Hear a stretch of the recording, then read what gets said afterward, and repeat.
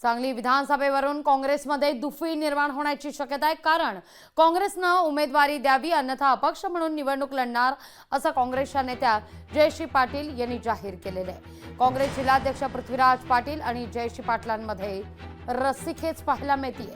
तर लोकसभा निवडणुकीमध्ये जयश्री पाटील यांनी अपक्ष उमेदवार विशाल पाटील यांचा उघड प्रचार केलेला होता। आता त्यांनी विधानसभा निवडणूक लढण्याचं जाहीर केलेलं आहे, त्यामुळे विशाल पाटील देखील आपल्या पाठीशी असल्याचं त्या स्पष्ट करतात।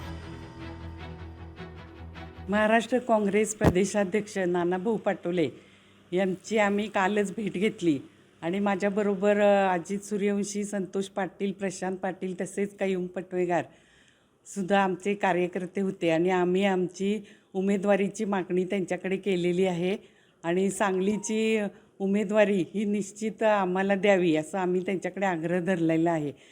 आणि नानाभाऊंनी सुद्धा आम्हाला चांगला पॉझिटिव्ह प्रतिसाद दिलेला आहे आणि कामाला लागा आणि योग्य वेळी योग्य निर्णय घेऊ असं आम्हाला सांगण्यात आलं। लोकशाही मराठी ऐका, पहा, जागरूक रहा।